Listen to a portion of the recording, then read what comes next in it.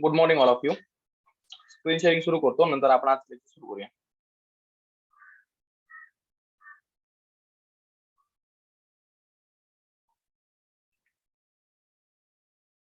तर आपण बघतोय आपला चॅप्टर नंबर 9 सिलॉइझम. या चॅप्टरच्या संदर्भात आपले मागे 2 लेक्चर झाले होते, त्यानंतर काही कारणास्तव लेक्चर झाले नाही. तर आता सिलॉइझमच्या संदर्भात मला माहिती आहे की मध्ये एक आठवडा गेल्यामुळे बऱ्याचशा टर्म तुम्ही विसरून गेले असेल. मी काय करतो, थोडीशी 5 मिनिटात एक उजळणी घेतो आणि त्याच्यानंतर मग आजच्या चॅप्टरमध्ये जे काही एक्सप्लेन करायचंय तिकडे जाऊया. तर बेसिकली सिलॉइझम म्हणजे काय, तर 8 तारीखला उज्ज्वल तुमचा प्रोग्राम झाला होता. त्याच्यावेळी त्याने सिलॉइझमचा उल्लेख केला होता आणि त्याने 3 वाक्य सांगितली होती. तीच पुन्हा एकदा रिपीट करूया. पहिलं वाक्य होतं ऑल मेन आर मॉर्टल. दुसरं वाक्य होतं ऑल किंग्स आर मेन. आणि कन्क्लुजन काढलेलं देअरफॉर ऑल किंग्स आर मॉर्टल. याचा अर्थ काय, पहिलं वाक्य सांगतंय सगळी माणसं आहेत त्यांना कधी ना कधीतरी मृत्यू येणार आहे. दुसरं वाक्य सांगतंय प्रत्येक राजा किंवा सगळे जे काही राजा असतील ते सुद्धा माणूस आहेत, त्यामुळे काय कन्क्लुजन मध्ये येणार, राजाला सुद्धा कधी ना कधीतरी मरण येणार आहे. मग या ठिकाणी सिलॉइझम कसं तयार झालं, पहिली जी काही 2 वाक्य होती म्हणजे बघा ऑल मेन आर मॉर्टल आणि ऑल किंग्स आर मेन, याच्यामध्ये मेन हा एक कॉमन शब्द होता, त्याच्यामुळे रिलेशन इस्टॅब्लिश झालं. आणि ते रिलेशन इस्टॅब्लिश झाल्यामुळे आपण कन्क्लुजन पर्यंत पोहोचू शकलो की जर राजा पण माणूस असेल तर माणसाला जी गोष्ट ऍप्लिकेबल होते, जी आहे कधी ना कधीतरी मरण येणं, ती गोष्ट प्रत्येकाला म्हणजे सॉरी जर राजा पण माणूस असेल तर माणसाला जी गोष्ट ऍप्लिकेबल होते मरण येणं, ती गोष्ट राजाला सुद्धा ऍप्लिकेबल होणार. त्यामुळे आपण काय म्हटलेलं, ऑल किंग्स आर मॉर्टल. मग याला आपण बेसिकली सिलॉइझम मानतो. याच्यामध्ये आपण काय बघितलं होतं, तर नेचर ऑफ सिलॉइझम. त्या ठिकाणी आपण बेसिकली ही जी काही 3 वाक्य असतात आणि त्यामध्ये जो काही कॉमन पार्ट असतो त्याला काय म्हणतात, म्हणजे मिडल टर्म म्हणतात, ते बघितलं होतं. नाहीतर फंक्शन ऑफ मिडल टर्म, ही जर मिडल टर्म आहे ती जर नसेल तर काय होतं तेही आपण बघितलं होतं. म्हणजे 2 वाक्य असतील, 2 वेगवेगळ्या विषयांच्या संदर्भात असतील, त्यांचे जर रिलेशन इस्टॅब्लिश होत नसेल तर काय होतं हे पण बघितलं होतं. त्यानंतर आपण रूल्स ऑफ सिलॉइझम बघितले होते. इकडे आपण काय बघितलेलं, तर बेसिकली 7 रूल बघितले होते. पहिला रूल होता रूल ऑफ स्ट्रक्चर, जिकडे बेसिकली सिलॉइझमच्या संदर्भात सांगितलं होतं की कोणतंही वाक्य घ्या त्याच्यामध्ये मॅक्झिमम 3 टर्म असल्या पाहिजे. 3 टर्मचा अर्थ काय बघा, पुन्हा एकदा मगाच एक्झाम्पल बघा, all men are mortal, all kings are men. ही जर 2 वाक्यांचा तुम्ही जर विचार केला असेल तर मेन, मॉर्टल आणि किंग या व्यतिरिक्त कोणतीही टर्म दिसत नाही. मग सिलॉइझमचा बेसिक रूल हाच सांगतो की प्रत्येक वेळी अशा प्रकारे 3 टर्मच असल्या पाहिजे, चौथी टर्म असता कामा नये. सिलॉइझमच्या स्ट्रक्चरचा दुसरा रूल काय होता, तर there must be 3 and only 3 proposition in syllogism. याचा अर्थ काय, तुम्ही जी काही माहिती वापरणार ती 2 वाक्य आणि तुमचं जे काही कन्क्लुजन आहे ते 3रं वाक्य. अशा प्रकारे सिलॉइझम मध्ये प्रत्येक वेळी 3 वाक्य असली पाहिजे. एक असेल मेजर, एक असेल मायनर आणि एक असेल कन्क्लुजन. त्यानंतर आपण बघितलं होतं रूल ऑफ डिस्ट्रीब्युशन. तिकडे त्याने काय सांगितलं होतं, तर सिलॉइझम मध्ये मिडल टर्म ऍटलिस्ट एकदा तरी डिस्ट्रीब्यूट झालीच पाहिजे तरच रिलेशन इस्टॅब्लिश होतं. मग प्रश्न आहे हे डिस्ट्रीब्युशन ओळखायचं कसं, तर यासाठी आपण काय करत होतो, असे बिनोबचा रूल वापरत होतो. म्हणजे काय, वाक्याचा प्रकार बघायचा. जर एखादं वाक्य युनिव्हर्सल अफर्मेटिव्ह असेल तर सब्जेक्टच्या की जे काय असेल त्याचं डिस्ट्रीब्युशन होईल. जर ते वाक्य ई प्रपोजिशन म्हणजे युनिव्हर्सल निगेटिव्ह असेल तर बोथ म्हणजे सब्जेक्ट आणि प्रेडिकेटच्या जागी जे काय असेल त्यांचं डिस्ट्रीब्युशन होईल. जर ते वाक्य असेल आय प्रपोजिशन तर एन, याचा अर्थ काय, काही डिस्ट्रीब्यूट करणार नाही. आणि जर ते वाक्य असेल ओ प्रपोजिशन तर पी चा अर्थ प्रेडिकेटच्या की जे काय असेल त्याला डिस्ट्रीब्यूट करेल. आपण करायचंय काय, ज्या जे वाक्य येतील त्याच्या मिडल टर्म म्हणजे कॉमन पार्ट कोणता आहे तो बघायचा आहे.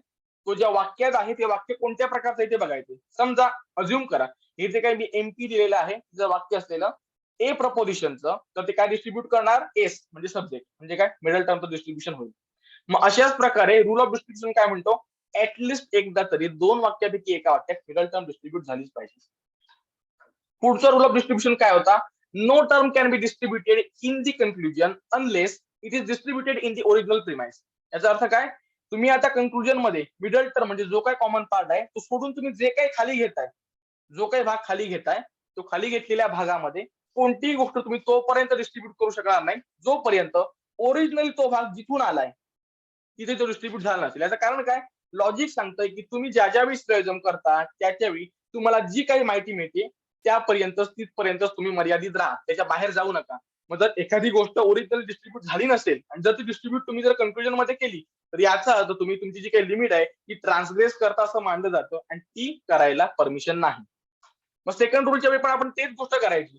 कन्क्लुजन आल्यानंतर बघायचं कन्क्लुजन कोणत्या प्रकारचं आहे, ए आहे की ई आहे की आय आहे की ओ आहे. समजा कन्क्लुजन आलं ओ प्रपोजिशन फॉर एक्झाम्पल, तर ओ प्रपोजिशन काय डिस्ट्रीब्यूट करणार, प्रेडिकेट. म्हणजे माहितीच्या जागी जे काय आहे ते. आपण काय करायचं, हा जो पी आहे हा जिथून आलाय ओरिजिनल वाक्यातून तिथे जो डिस्ट्रीब्यूट झालेला आहे किंवा नाही ते चेक करायचं. झालेला असेल वेल अँड गुड, नसेल तर पॉलिसी होणार. हे होते रूल ऑफ डिस्ट्रीब्युशन. त्यानंतर आपण बघितला तिसरा सेट ऑफ रूल होता जो होता रूल्स ऑफ क्वालिटी. आता क्वालिटी म्हणजे काय, तर लॉजिक मध्ये बेसिकली दोनच क्वालिटी आहेत, एक आहे अफर्मेशन, दुसरा आहे निगेशन. मग तिकडे रूल्स ऑफ क्वालिटी मध्ये पहिला रूल होता no conclusion can be drawn from two negative premises. कारण काय, तर दोन निगेटिव्ह प्रिमायसेस काहीच इम्प्लाय करत नाही. बेसिकली आपण एक एक्झाम्पल प्रत्येक वेळी ऐकतो बघा, if A is related to B and B is related to C तर A is related to C. आपण मान्य करतो एचं बीशी नातं आहे, बीचं सीशी नातं आहे, तर ए आणि सी रिलेटेड असले पाहिजे. पण तेच एक्झाम्पल जर आपण निगेटिव्ह सेन्सने घेतलं, ए बी ला ओळखत नाही, बी सी ला ओळखत नाही, तुम्हाला विचारलं ए आणि सी चं रिलेशन सांगा, सांगू शकाल का, नाही. कारण या ठिकाणी तुम्हाला फक्त बी विषयी माहिती मिळते की बीचा एशी पण संबंध नाही आणि बीचा सीशी पण संबंध नाही. पण ए आणि सी च्या संदर्भात कोणतं रिलेशन आहे, अफर्मेटिव्ह आहे की निगेटिव्ह आहे, ही कोणतीच गोष्ट ती वाक्य इम्प्लाय करत नसल्यामुळे बेसिक रूल ऑफ क्वालिटी होता की ज्या ज्यावेळी दोन्ही प्रिमायसेस म्हणजे काय, पहिलं वाक्य दुसरं वाक्य दोन्ही निगेटिव्ह आहेत ना, कन्क्लुजन येणार नाही, सरळ लिहून ठेवायचं पॉलिसी ऑफ निगेटिव्ह प्रिमायसेस. त्यानंतर पुढचा रूल ऑफ क्वालिटी होता की conclusion is negative, if the conclusion is affirmative, both the premises must be affirmative, or conversely, if both the premises are affirmative, conclusion must be affirmative. याचा अर्थ काय, जर तुम्हाला मिळालेली माहिती आहे ती जर होकारार्थी असेल तर याचा अर्थ तुमचं कन्क्लुजन पण होकारार्थी म्हणजेच अफर्मेटिव्ह येणार आहे, ते पॉझिटिव्हच येणार आहे. आणि जर तुमचं कन्क्लुजन पॉझिटिव्ह किंवा अफर्मेटिव्ह येतंय याचा अर्थ दोन्ही वाक्य ही अफर्मेटिव्हच असणार. कारण काय, जर दोन्ही वाक्य होकारार्थी असतील, जर दोन्ही वाक्य पॉझिटिव्ह असतील तर अशा वेळी तुम्ही निगेटिव्हिटी आणू शकत नाही. कारण काय, आपण सिलॉइझम करतोय, सिलॉइझम सांगतोय जी माहिती मिळते ज्या सेन्स मध्ये ज्या क्वालिटीमध्ये मिळते ती तुम्ही डिस्टर्ब करून बदलू शकत नाही. म्हणजेच काय, जर दोन्ही वाक्य जर होकारार्थी असतील कन्क्लुजन पण तुम्ही होकारार्थीच काढायचं आहे. त्यानंतर पुढचा तिसरा आणि शेवटचा रूल होता if the conclusion is negative then one of the premise must be negative, और if one of the premise is negative conclusion must be negative. याचा अर्थ काय, तर लॉजिक असं मानतं की निगेटिव्हिटी आपण सिलॉइझम मध्ये सप्रेस करू शकत नाही. मग तुमच्या दोन पैकी जर एखादा वाक्य निगेटिव्ह असेल कन्क्लुजन निगेटिव्हच येईल. आणि कॉन्व्हर्सली जर तुमचं कन्क्लुजन निगेटिव्ह येते तर दोघांपैकी एक वाक्य, फक्त एक वाक्य निगेटिव्ह असेल. मी फक्त एक काय म्हणतोय, तर जर दोन्ही निगेटिव्ह आली तर सिलॉइझमच होत नाही. म्हणून लक्षात काय ठेवायचंय, जर एखादं वाक्य निगेटिव्ह असेल तुम्हाला जी इन्फॉर्मेशन मिळते त्याच्यात तर कन्क्लुजन तुमचं निगेटिव्ह येईल. आणि कॉन्व्हर्सली जर तुमचं कन्क्लुजन निगेटिव्ह येते याचाच अर्थ दोन पैकी एक ना एक वाक्य हे निगेटिव्ह असेल. तर ही होती आपली बेसिक उजळणी. त्या ठिकाणी आपण काय बघितलं, दोन वाक्यामध्ये जो काही कॉमन पार्ट येतो त्याला आपण मिडल टर्म मानायचा आहे. मिडल टर्म जी आहे अशा प्रकारचा घटक असतो दोन वाक्यामध्ये एक कॉमन एलिमेंट एक रिलेशन तयार करतो, पण जो आपण कन्क्लुजन मध्ये घेत नाही. कारण काय, त्याला रिड्यूस केल्यानंतर जे काही उरतं तेच त्या वाक्यांचं इम्प्लिकेशन. त्यानंतर एक गोष्ट लक्षात घ्या, हे एस आणि पी म्हणजे काय, तर कन्क्लुजनचा सब्जेक्ट हा एस ने रिप्रेझेंट केलाय, कन्क्लुजनचा प्रेडिकेट म्हणजे जी काही माहिती असते त्याला आपण पी ने रिप्रेझेंट करतो, आणि जो काही करता असतो त्याला आपण एस ने रिप्रेझेंट करतो. आता हा जो काही कन्क्लुजनचा पी म्हणजे कन्क्लुजन मधील जी काही माहिती आहे त्याला आपण मेजर टर्म मानतो, आणि ही मेजर टर्म ज्या वाक्यातून येते त्याला आपण मेजर प्रिमाइस मानतो. त्याचप्रमाणे आपल्या कन्क्लुजनचा जो काही सब्जेक्ट असेल त्याला आपण मायनर टर्म मानतो, आणि ही मायनर टर्म ज्या वाक्यातून येते त्याला आपण मायनर प्रिमाइस मानतो. तर ही होती थोडीशी उजळणी. आता आपण काय करूया, कोरोलरीज फ्रॉम दिस रूल. आता याचा अर्थ काय, सब रूल म्हणा किंवा ऍडिशनल रूल म्हणा. इकडे काय म्हटलंय बघा, पहिलं from two particular premises no conclusion can be drawn. याचं कारण काय, तर लॉजिकली खूप साधं सोपं कारण आहे. मग लक्षात घ्या, ज्या ज्यावेळी आपण लॉजिक मध्ये क्वांटिटीचा विचार करतो, क्वांटिटी दोन प्रकारची असतात, एक असते युनिव्हर्सल, दुसरी असते पर्टिक्युलर. युनिव्हर्सल म्हणजे काय, ज्यावेळी मी छाती ठोकपणे सांगू शकतो ही गोष्ट 100% प्रत्येकाला ऍप्लिकेबल आहे त्याच्यावेळी ती गोष्ट असते युनिव्हर्सल. आणि ज्यावेळी मला क्वांटिटी एक्झॅक्टली माहित नसते, म्हणजे 1 पासून 99% दरम्यान ज्या ज्यावेळी माझं स्टेटमेंट असतं त्याच्यावेळी ते असतं पर्टिक्युलर. मला दोन पर्टिक्युलर पासून कन्क्लुजन का काढता येत नाही, तर त्याचं एक साधं सोपं एक्झाम्पल बघा. समजा एका वर्गामध्ये 100 विद्यार्थी आहेत. पहिलं पर्टिक्युलर स्टेटमेंट हे 10 विद्यार्थ्यांसंदर्भात आहे, दुसरं पर्टिक्युलर स्टेटमेंट हे पण 10 विद्यार्थ्यांसंदर्भात आहे. पण प्रॉब्लेम काय होतोय, कदाचित पहिलं स्टेटमेंट हे रोल नंबर 1 ते 10 च्या संदर्भात असेल आणि दुसरं स्टेटमेंट रोल नंबर 41 ते 50 च्या संदर्भात असेल. म्हणजेच काय, पर्टिक्युलर मध्ये तुम्ही एक्झॅक्टली सांगू शकत नाही की दोन्ही थिंकर हे सेम सब्जेक्ट मॅटर विषयी बोलतात. कारण काय, मी 100 पैकी कोणत्याही 10 विषयी बोलतोय आणि दुसरा जो कोण माणूस आहे तो पण 100 पैकी कोणत्याही 10 विषयी बोलतोय, पण ते माझे जे काही 10 माणसं आहेत तीच दुसऱ्याची आहेत किंवा नाही हे स्पेसिफिकली सांगता येत नाही, कारण क्वांटिटीच डेफिनेटली नसते. म्हणूनच दोन पर्टिक्युलर वाक्य असतील तर अशा वेळी कन्क्लुजन काढता येत नाही. आता आपण काय करूया, हा रूल खरोखर बरोबर आहे की नाही हे आपण चेक करूया. आता आपण काय करायचंय, दोन पर्टिक्युलर म्हणजे नक्की किती कॉम्बिनेशन येतील ते बघूया. लक्षात घ्या, वाक्यांचे बेसिकली 4 प्रकार असतात: universal affirmative, universal negative, particular affirmative, particular negative. आपला रूल काय म्हणतोय? Two particular premise. त्यामुळे होणार काय? ए आणि ई एलिमिनेट झाले कारण ते युनिव्हर्सल आहे. मग आता आपण पर्टिक्युलर घेऊन किती कॉम्बिनेशन ते बघूया. तर कॉम्बिनेशन होईल I I, I O, O I आणि ओ ओ. आता हे जे काही कॉम्बिनेशन झाले याला आपण मागचे रूल ऍप्लिकेबल करूया आणि बघूया कन्क्लुजन काढता येतं का. तर लक्षात घ्या, आय आय प्रपोजिशन मध्ये नो डिस्ट्रीब्युशन, त्यामुळे कोणत्याही प्रकारचं कन्क्लुजन काढता येणार नाही. कारण काय? रूल्स ऑफ डिस्ट्रीब्युशन मध्ये स्पेसिफिकली सांगितलेलं आहे मिडल टर्म डिस्ट्रीब्यूट झालीच पाहिजे. पण आय प्रपोजिशन मध्ये नो डिस्ट्रीब्युशन म्हणजे काय? तो कोणाला डिस्ट्रीब्यूट करणार नाही, सब्जेक्टलाही नाही, प्रेडिकेटलाही नाही, मिडल टर्मलाही नाही. आणि जर हा कोणाला डिस्ट्रीब्यूट करणार नसेल तर आपण कन्क्लुजन काढू शकतो का? नाही. त्यामुळे लक्षात ठेवायचंय, ज्यावेळी दोन्ही असतील पर्टिक्युलर अफर्मेटिव्ह, कन्क्लुजन येणार नाही कारण तो कोणाला डिस्ट्रीब्यूट करत नाही. हे रूल्स ऑफ डिस्ट्रीब्युशनचं व्हायोलेशन होतंय. पुढे आहे आय ओ आणि O I. Only one term is distributed. आता हे वाक्य मी कसं शोधलं किंवा एकच टर्म डिस्ट्रीब्यूट करते ही कॅपॅसिटी मी कशी फिगर आउट केली? पुन्हा एकदा अशी बिनॉपकडे गेलो. आय प्रपोजिशन नो डिस्ट्रीब्युशन म्हणजे तो बिनकामाचा आहे, तो काही डिस्ट्रीब्यूट करणार नाही.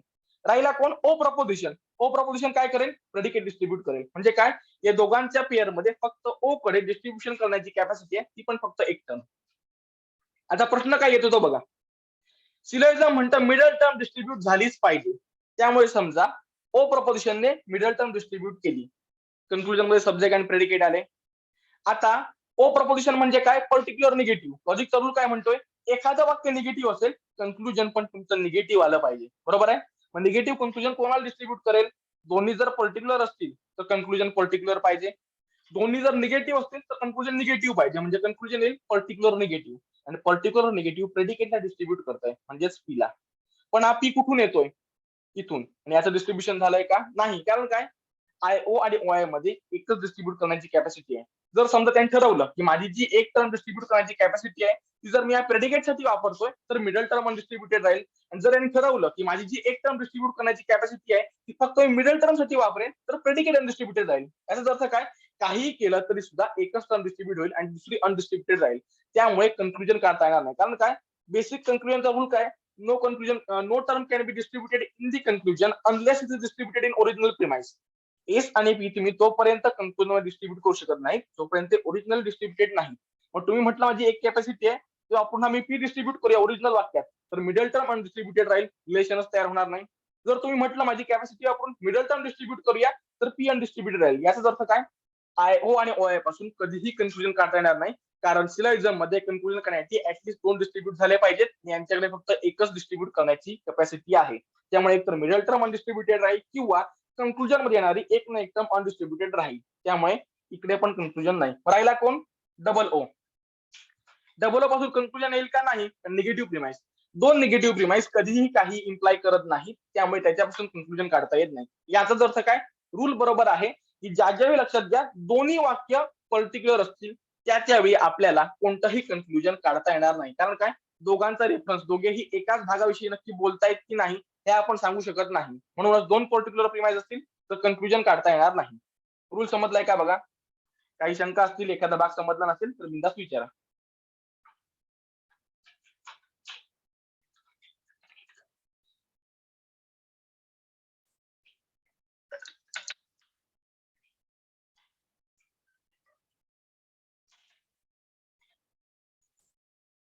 ओके, तर पुढे जातोय.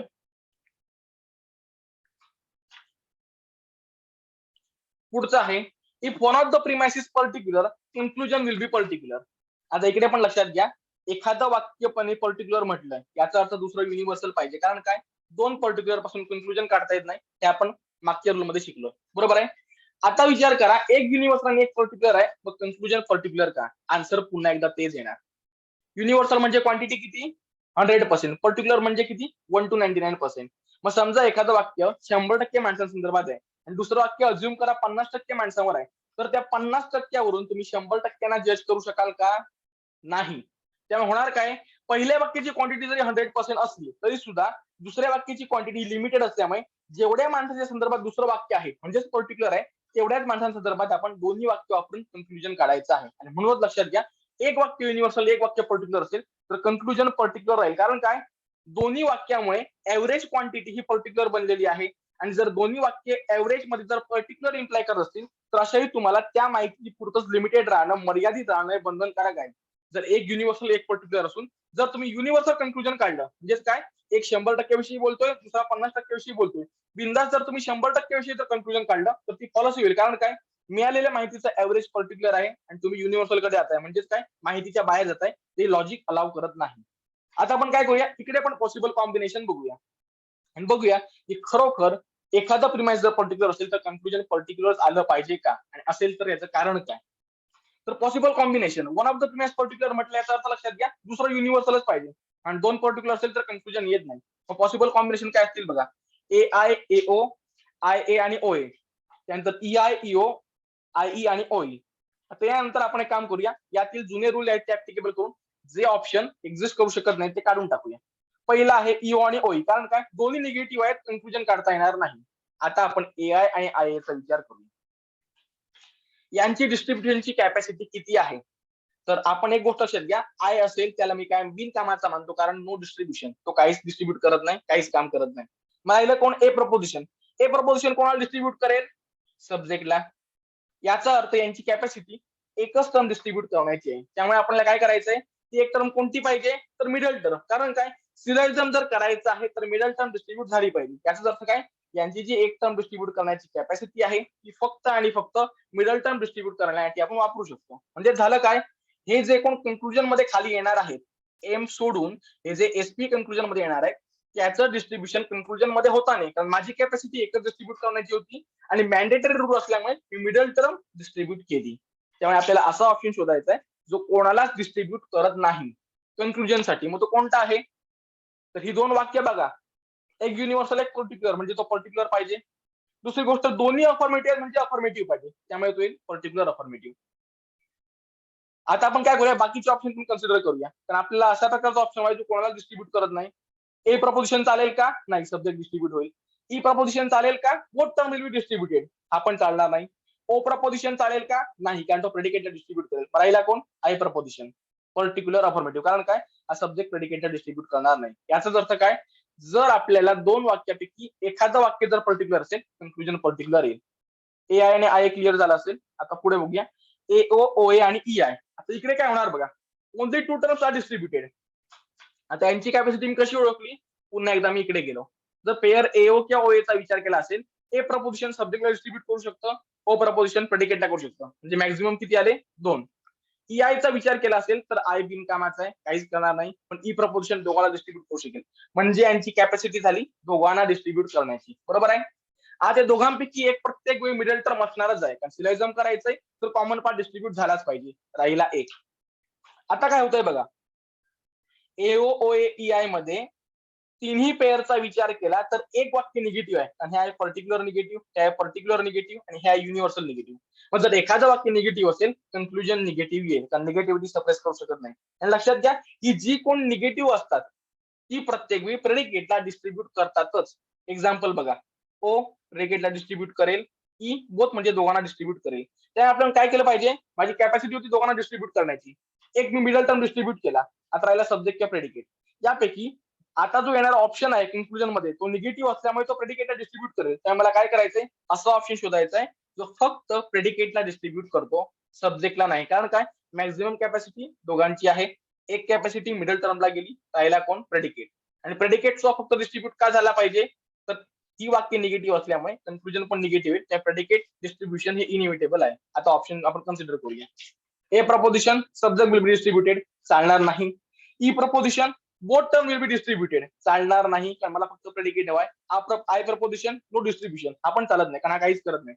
राहिला कोण, O proposition predicate will be distributed, हा चालेल. कारण काय, माझी कॅपॅसिटी दोघांची होती, एक कॅपॅसिटी मी मिडल टर्म डिस्ट्रीब्यूट करायला वापरली, दुसरी मी प्रेडिकेट डिस्ट्रीब्यूट करायला वापरू शकतो. याचा अर्थ काय, इकडे पण बघा, एक युनिव्हर्सल होतं, सॉरी एक अफर्मेटिव्ह होतं, एक निगेटिव्ह होतं, कन्क्लुजन निगेटिव्ह आलं. त्याचबरोबर हे जे पेअर आहेत त्याच्यामध्ये एक युनिव्हर्सल आणि एक पर्टिक्युलर आहे. जर एक युनिव्हर्सल आणि एक पर्टिक्युलर असेल तर कन्क्लुजन काय होणार आहे, पर्टिक्युलर होणार आहे. याचा अर्थ पर्टिक्युलर निगेटिव्ह म्हणजेच ओ प्रपोजिशन येईल. याचाच अर्थ हा रूल बरोबर आहे. ज्या ज्या वेळी प्रिमाइस एखादी पर्टिक्युलर असेल कन्क्लुजन पर्टिक्युलर राहील, कारण तुमच्याकडे अजून तिसरा काही पर्याय नाही. समजलंय का बघा. जर काही शंका असतील तर त्या त्यावेळी विचारत जा. नंतर एक्झामच्या वेळी अचानक जर पुस्तक उघडलं तर भरपूर टेन्शन येतं, कारण एका दिवसात कव्हर करण्यासारखा लॉजिक टॉपिक नाही.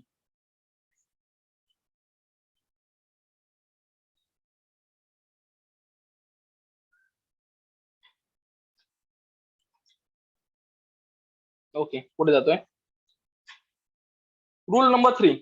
From a particular major premise and negative minor premise no conclusion can be drawn. आणि स्पेसिफिक रूल सांगितलाय, मेजर प्रिमाइस जर पर्टिक्युलर असेल आणि मायनर जर निगेटिव्ह असेल तर कन्क्लुजन काढता येत नाही. आता आपण जे पॉसिबल कॉम्बिनेशन तयार करूया. पर्टिक्युलर मेजर म्हटल्यामुळे सुरुवातीला आपल्याला आय किंवा ओ यांनाच घ्यावं लागेल, बरोबर आहे. Possible combination I O, I E, O O आणि ओ ई. आता एक गोष्ट लक्षात घ्या, दोन निगेटिव्ह प्रिमाइस पासून कधीही कन्क्लुजन येत नाही. मग ओ ओ आणि ओ ई गेले, राहिले कोण? आय ओ आणि आय ई. मग इकडे पण आपण एक रूल ऍप्लिकेबल करायचा आहे. दोन पर्टिक्युलर वाक्य असतील तरी कन्क्लुजन काढता येत नाही. आपण रूल नंबर 1 मध्ये बघितला. मग आय ओ पण गेला, राहिला कोण? I E. आता इकडे यांचं मत आहे की आई असेल तर कन्क्लुजन काढता येत नाही. कितपत बरोबर आहे आता आपण चेक करूया. आता आईचा अर्थ काय होतोय? काय मेजर प्रिमाइस असेल आय प्रपोजिशन, मायनर असेल ई प्रपोजिशन. ओके. आता जर एक अफर्मेटिव्ह आहे म्हणजे आय म्हणजे पर्टिक्युलर अफर्मेटिव्ह आहे, दुसरं ई म्हणजे युनिव्हर्सल निगेटिव्ह आहे. एक अफर्मेटिव्ह, दुसरं निगेटिव्ह, कन्क्लुजन काय बनेल? निगेटिव्ह. दुसरी गोष्ट, जर एक पर्टिक्युलर असेल आणि दुसरं युनिव्हर्सल असेल, कन्क्लुजन काय होईल? पर्टिक्युलर. याचा अर्थ कन्क्लुजन म्हणलं पर्टिक्युलर निगेटिव्ह. आता आपण डिस्ट्रीब्युशन कडे येऊया. पहिलं वाक्य आय प्रपोजिशन कोणाला डिस्ट्रीब्युट करेल? नो डिस्ट्रीब्युशन, काहीच केलं नाही त्याने. दुसरं वाक्य आहे ई प्रपोजिशन कोणाला डिस्ट्रीब्युट करेल? Both term will be distributed. याचा अर्थ काय? सब्जेक्ट आणि मिडल टर्म डिस्ट्रीब्युट झाली. ओके, एक काम झालं. आता कन्क्लुजन कोणत्या प्रकारचं येईल? तर एक पर्टिक्युलर आणि एक युनिव्हर्सल असल्यामुळे कन्क्लुजन पर्टिक्युलर येईल. एक अफर्मेटिव्ह आणि एक निगेटिव्ह असल्यामुळे कन्क्लुजन निगेटिव्ह म्हणजे पर्टिक्युलर निगेटिव्ह येईल. पर्टिक्युलर निगेटिव्ह म्हणजे कोण? ओ प्रपोजिशन प्रेडिकेटला डिस्ट्रीब्युट करेल. पण हा प्रेडिकेट येतोय कुठून? प्रेडिकेट येतोय इथून. आणि आय ई च्या कॉम्बिनेशन मध्ये इकडे आय प्रपोजिशन असतं, इकडे ई असतं. पण आय कोणाला डिस्ट्रीब्युट करतोय का? नाही. मग जर ओरिजिनली आय प्रपोजिशनने जर या प्रेडिकेटला डिस्ट्रीब्युट केलं नसेल तर तुम्ही कन्क्लुजन मध्ये डिस्ट्रीब्युट करू शकाल का? नाही. रूल ऑफ डिस्ट्रीब्युशन काय म्हणतोय? No term can be distributed in the conclusion unless it is distributed in original premise. मग तिकडे डिस्ट्रीब्युट झाला असेल तर इकडे करता येईल का? नाही. याचाच अर्थ काय? इकडे कन्क्लुजन काढता येणार नाही. कारण काय? एखादं वाक्य निगेटिव्ह, कन्क्लुजन निगेटिव्ह. एक युनिव्हर्सल, एक पर्टिक्युलर, कन्क्लुजन पर्टिक्युलर निगेटिव्ह. आणि यांची डिस्ट्रीब्युशनची कॅपॅसिटी दोघांची आहे, पण मायनर प्रिमाइस मध्ये आल्यामुळे ती दोघांची कॅपॅसिटी सब्जेक्ट डिस्ट्रीब्युट करण्यासाठी आणि मिडल टर्म डिस्ट्रीब्युट करण्यामध्ये एक्झॉस्ट झाली. प्रेडिकेट डिस्ट्रीब्युट करायचा राहिला, कारण वर आहे आय प्रपोजिशन. आणि प्रेडिकेट ओरिजिनल याने डिस्ट्रीब्युट न केलेला नसतानाही कन्क्लुजन निगेटिव्ह येत असल्यामुळे तो फोर्सिबल डिस्ट्रीब्युट होतोय, जे लॉजिक अलाव करत नाही. याचाच अर्थ काय? ज्यावेळी तुम्हाला अशा प्रकारचं कॉम्बिनेशन मिळेल ज्यामध्ये मेजर प्रिमाइस असेल ती पर्टिक्युलर आहे आणि मायनर निगेटिव्ह असेल, त्यावेळी बिंदास घ्यायचं, या ठिकाणी कन्क्लुजन काढता येणार नाही. कारण काय? कॅपॅसिटी दोघांना डिस्ट्रीब्युट करण्याची होती, पण ती दोघांची कॅपॅसिटी जी आहे ती सब्जेक्ट आणि मिडल टर्म डिस्ट्रीब्युट करण्यात एक्झॉस्ट होते. पण कन्क्लुजन तुमचं निगेटिव्ह आल्यामुळे प्रेडिकेटचं पण डिस्ट्रीब्युशन होणं आवश्यक होतं, जे होत नाही आहे. त्यामुळे इकडे कन्क्लुजन काढता येणार नाही. तिसरा रूल संपलेला आहे. समजलाय का? बघा, शंका असेल तर त्यावेळी विचारत जा.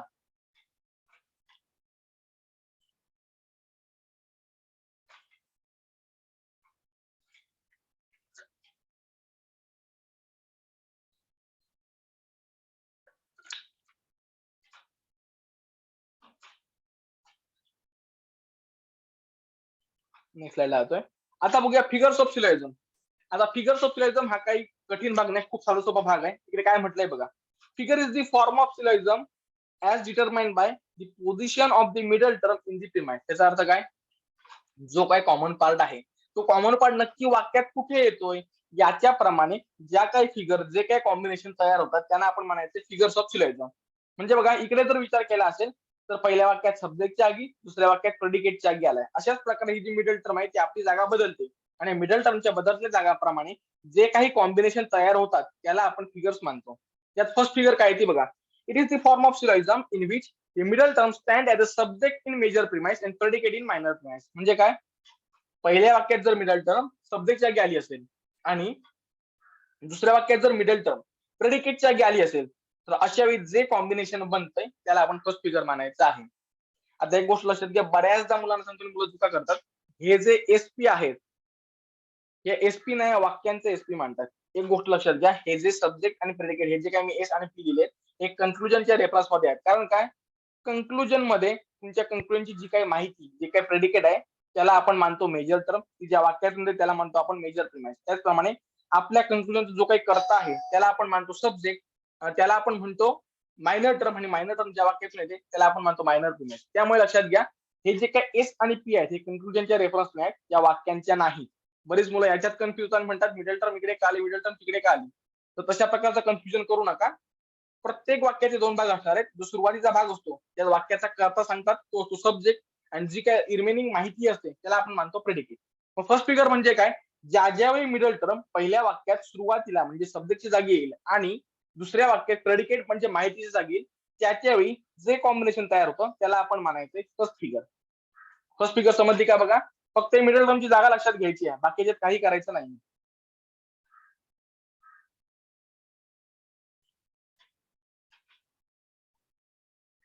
ओके, पुढे येतोय सेकंड फिगर. आता सेकंड फिगर मध्ये काय असतं बघा, it is the form of syllogism in which middle term stand as a predicate in both the premise. याचा अर्थ काय, या ठिकाणी प्रत्येक वाक्याचे पुन्हा एक लक्षात घ्या दोन भाग असणार आहेत. एक असणार आहे कर्ता म्हणजे सब्जेक्ट, आणि दुसरं असणार आहे माहिती म्हणजे प्रेडिकेट. ज्यावेळी मिडल टर्म दोन्ही वाक्यात माहितीच्या जागी येणार आहे म्हणजे प्रेडिकेटच्या जागी येईल, त्यावेळी आपण त्याला काय म्हणायचं, सेकंड फिगर. लक्षात घ्या, मगाशी सांगितलेलं तेच, हे एस आणि पी जे आहेत हे या वाक्यांच्या रेफरन्स मध्ये नाही, कन्क्लुजनच्या रेफरन्स मध्ये आहेत. कन्क्लुजनचा सब्जेक्ट जिथून आलाय तिकडे मी एस लिहिलाय, कन्क्लुजनचा प्रेडिकेट जिथून आलाय त्याला मी पी लिहिलेला आहे. मग ज्यावेळी लक्षात घ्या, जी काय तुमच्या दोन वाक्यात माहिती असते कर्ता सोडून, त्या ठिकाणी जर दोन्ही ठिकाणी जर मिडल टर्म आली असते, म्हणजे पहिल्या वाक्यात पण माहितीच्या जागी मिडल टर्म आली, दुसऱ्या वाक्यात पण जर माहितीच्या जागी मिडल टर्म आली, तर अशा वेळी आपल्याला सेकंड फिगर मिळते. त्याच्या पुढे third figure. It is the form of syllogism in which middle term stand as a subject in both premise. आता मगाशी आपण बघितलं की माहितीच्या ठिकाणी मिडल टर्म येते. थर्ड फिगर मध्ये जो काही वाक्याचा कर्ता असतो त्या ठिकाणी मिडल टर्म येते. ज्यावेळी दोन्ही वाक्यांच्या सुरुवातीला म्हणजेच कर्त्याच्या जागी कॉमन पार्ट येतो, मिडल टर्म येते, त्याच्यावेळी आपल्याला थर्ड फिगर मिळते. इकडे पण पुन्हा एकदा तेच मी रिपीट करणार आहे. हे पी आणि एस आहे ते कन्क्लुजनच्या रेफरन्स मध्ये आहेत. कन्क्लुजनचा सब्जेक्ट आहे त्यासाठी मी एस दिलाय, कन्क्लुजनचा प्रेडिकेट आहे त्यासाठी मी पी दिला आहे. सेकंड आणि थर्ड फिगर समजले का बघा. इकडे फक्त मिडल टर्मची पोझिशन बघायची आहे. मिडल टर्म माहितीकडे जर आली असेल तर सेकंड फिगर, मिडल टर्म जर दोन्ही ठिकाणी सब्जेक्टच्या जागी आली असेल तर मी ते थर्ड फिगर. ते समजलंय का बघा. शंका असतील तर ताबडतोब विचारत जा.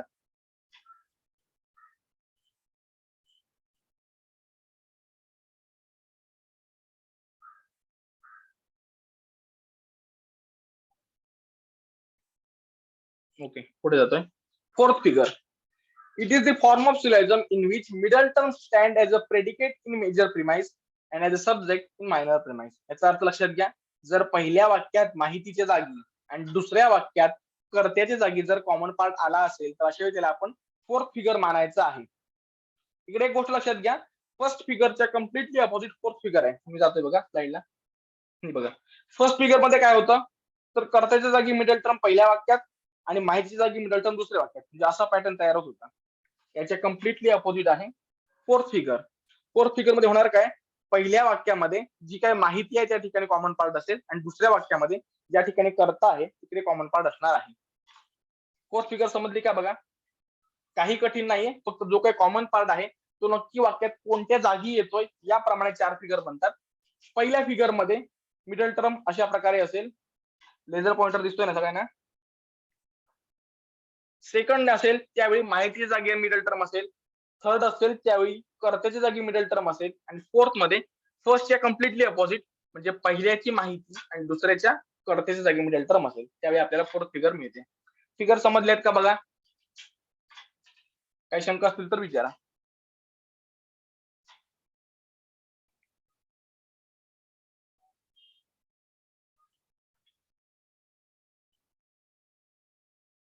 ओके, आता या मूड्स कडे. आता मूड्स म्हणजे काय, mood means form of syllogism as determined by quality and quantity of the premises. आता इकडे आपण काय करायचंय, क्वालिटी आणि क्वांटिटी प्रमाणे किती पॉसिबल कॉम्बिनेशन तयार होऊ शकतात ते आपण बघायचंय. आता क्वालिटी आणि क्वांटिटी कोण रिप्रेझेंट करतो, तर ते करतात AEIO. हे आपल्याला काय सांगतो, त्याची क्वांटिटी आहे युनिव्हर्सल आणि तो आहे क्वालिटी आहे अफर्मेटिव्ह.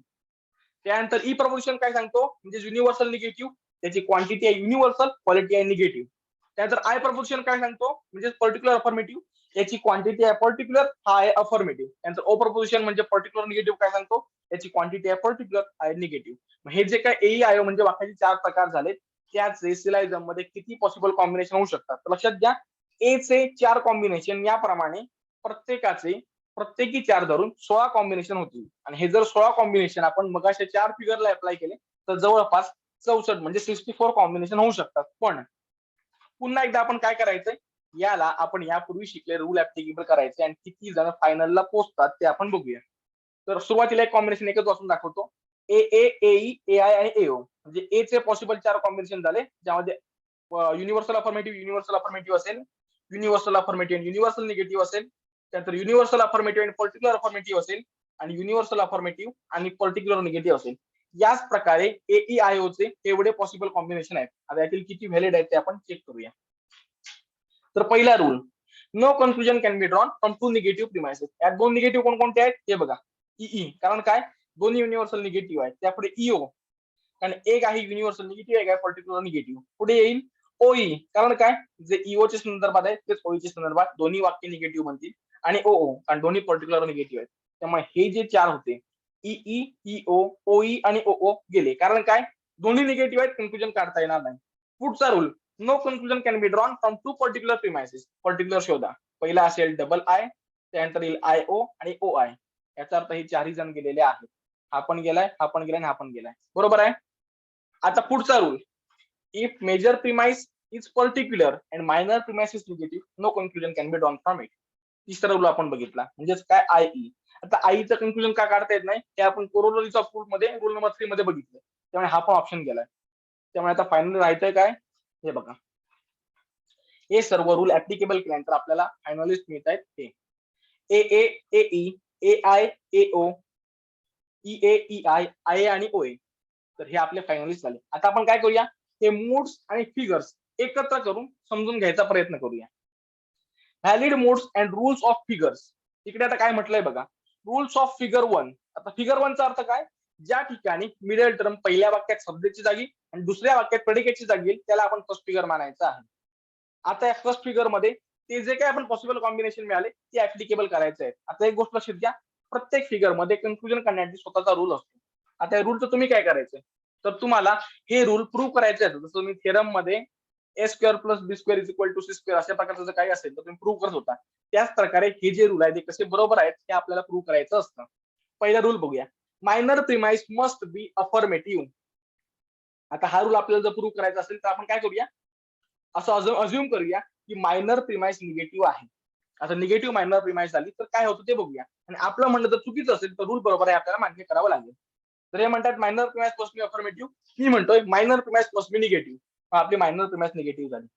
ओके. आता जर मायनर प्रिमाइस निगेटिव्ह झाली तर मेजर अफर्मेटिव्ह पाहिजे. कारण काय, 2 निगेटिव्ह असेल तर कन्फ्युजन काढता येत नाही. एक काम झालं. असं जर मायनर प्रिमाइस आपली निगेटिव्ह असेल तर कॉम्बिनेशन काय झालंय, मेजर अफर्मेटिव्ह मायनर निगेटिव्ह. मग कन्फ्युजन कोणत्या प्रकारचं येईल, निगेटिव्ह. निगेटिव्ह कन्क्लुजन काय करतं, प्रेडिकेटला प्रत्येक वेळी डिस्ट्रीब्युट करतं. कारण काय, O proposition P will be distributed म्हणजे प्रेडिकेट डिस्ट्रीब्युट होईल, आणि E proposition both term will be distributed म्हणजे सब्जेक्ट आणि प्रेडिकेट. याचा अर्थ काय, प्रेडिकेटचं डिस्ट्रीब्युशन हे होणारच आहे. पण प्रेडिकेट येतोय कुठून, प्रेडिकेट येतोय मेजर प्रिमाइस मधून.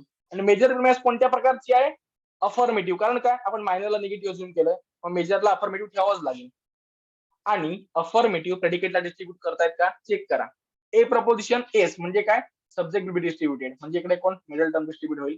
आय प्रपोजिशन नो डिस्ट्रीब्युशन, कोणाचं डिस्ट्रीब्युशन होणार नाही. याचा अर्थ काय, जर आपण मायनर प्रिमाइस निगेटिव्ह ठेवली असेल तर कन्क्लुजन निगेटिव्ह बनतं. आणि निगेटिव्ह कन्क्लुजन प्रेडिकेटला डिस्ट्रीब्युट करतं. पण प्रेडिकेट कुठून येतोय, मेजर प्रिमाइस मधून. आता मायनर मी निगेटिव्ह अज्युम केल्यामुळे मेजर मला अफर्मेटिव्ह ठेवावीच लागेल. आणि अफर्मेटिव्ह वाक्य कधीही प्रेडिकेटच्या जे काही त्याला डिस्ट्रीब्युट करत नाही, पण आपण पॉसिबली त्याला कन्क्लुजन मध्ये डिस्ट्रीब्युट करण्याचा प्रयत्न करतोय.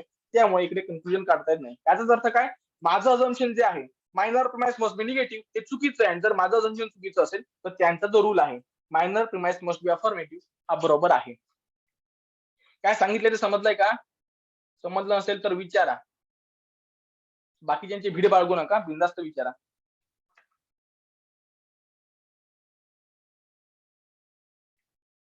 ओके. तर पुढचा रूल मी प्रूव्ह करायला जातोय. The major premise must be universal. आता मेजर प्रिमाइस युनिव्हर्सल का पाहिजे, तर बघा, मायनर प्रिमाइस अफर्मेटिव्ह झाली, हा रूल त्यांचा बरोबर आहे. अफर्मेटिव्ह कोणाला डिस्ट्रीब्युट करतात, ए प्रपोजिशन सब्जेक्ट याला डिस्ट्रीब्युट करतील. I proposition no distribution. याचाच अर्थ काय, मिडल टर्म कुठे डिस्ट्रीब्यूट झाली आहे का, मायनर प्रिमाइस मध्ये नाही. सिलोजिझमचा रूल काय म्हणतो, मिडल टर्म एका ना एक वाक्यात तुम्ही डिस्ट्रीब्यूट केलीच पाहिजे, तरच तुम्ही कन्क्लुजन पर्यंत पोहोचू शकता. मग आता मिडल टर्म जर सब्जेक्ट जागी असेल तर असे कोण आहेत जे सब्जेक्ट जागी जे काही येतं त्याला डिस्ट्रीब्यूट करतात. ऑप्शन कन्सिडर करूया. ओ प्रपोजिशन, पी म्हणजे प्रेडिकेट विल बी डिस्ट्रीब्युटेड, याचं डिस्ट्रीब्युशन होत आहे का, नाही. I proposition, no term will be distributed, याचं होईल का, नाही. E proposition, both term will be distributed, याचा अर्थ काय, दोघांचंही होतंय, हा चालू शकेल, मिडल टर्म डिस्ट्रीब्यूट करतोय. ए प्रपोजिशन, एस म्हणजे सब्जेक्ट विल बी डिस्ट्रीब्युटेड, हा चालेल का, हो. याचाच अर्थ काय, फक्त जे युनिव्हर्सल ऑप्शन आहेत म्हणजे ए आणि ई तेच फक्त सब्जेक्ट जागी जे काही येतं म्हणजेच आपल्या फर्स्ट फिगर मध्ये मिडल टर्मला डिस्ट्रीब्यूट करू शकतात. आणि म्हणूनच लक्षात घ्यायचं, ज्या ज्यावेळी फर्स्ट फिगरचं वाक्य असेल त्यावेळी मेजर प्रिमाइस युनिव्हर्सलच असली पाहिजे, त्याला कोणत्याही पर्याय नाही. मी लक्षात आलंय काय सांगितलंय ते, पुन्हा एकदा सांगतो. मेजर प्रिमाइस युनिव्हर्सल मी काय म्हणतोय, कारण मायनर अफर्मेटिव्ह आहे आणि अफर्मेटिव्ह प्रत्येक वेळी ज्याला डिस्ट्रीब्यूट करेल किंवा आय प्रपोजिशन काहीच करणार नाही, म्हणजे काय, मिडल टर्म अनडिस्ट्रीब्युटेड राहते. त्यामुळे मिडल टर्म डिस्ट्रीब्यूट नसेल तर कन्क्लुजन तर काढता येणार नाही. मिडल टर्म डिस्ट्रीब्यूट करण्याची जबाबदारी कोणावर आली, मेजर प्रिमाइसवर. आता मेजर प्रिमाइस मध्ये मिडल टर्म कुठे आलेली आहे, सब्जेक्टच्या जागी. त्यामुळे आपल्याला असा ऑप्शन शोधायचा होता जो सब्जेक्टला डिस्ट्रीब्यूट करेल. इकडे कोण कोण आहेत, ओ प्रपोजिशन प्रेडिकेटला करतो, नाही चालणार. आय प्रपोजिशन काही डिस्ट्रीब्यूट करत नाही, तो पण नाही चालणार. E proposition, both term will be distributed, हा चालू शकेल कारण तो दोघांना पण करू शकतो. आणि A proposition, S will be distributed म्हणजे काय, सब्जेक्टच्या की जे काही त्याला डिस्ट्रीब्यूट करू शकतो. याचाच अर्थ काय, फक्त युनिव्हर्सल आहेत जे फर्स्ट फिगर मध्ये मिडल टर्मला डिस्ट्रीब्यूट करू शकतात. आणि यामुळे यांचा रूल आहे जो मेजर प्रिमाइस पासून युनिव्हर्सल हा बरोबर आहे. दोन्ही रूल समजलेत का बघा, काही शंका असतील तर विचारा.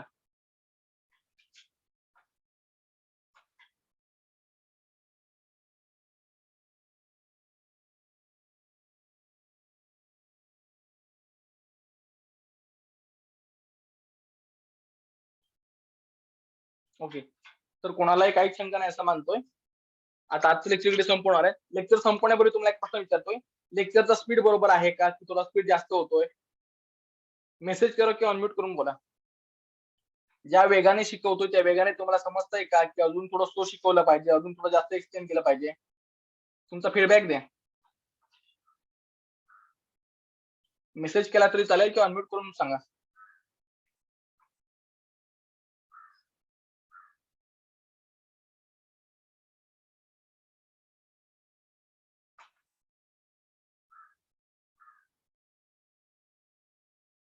ओके, थोडं स्लो हवंय ना, चालेल.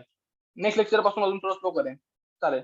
अजून कोणाला काही सजेस्ट करायचंय का, सजेस्ट करा, त्याप्रमाणे आपण जे काही चेंजेस असतील ते करता येतील.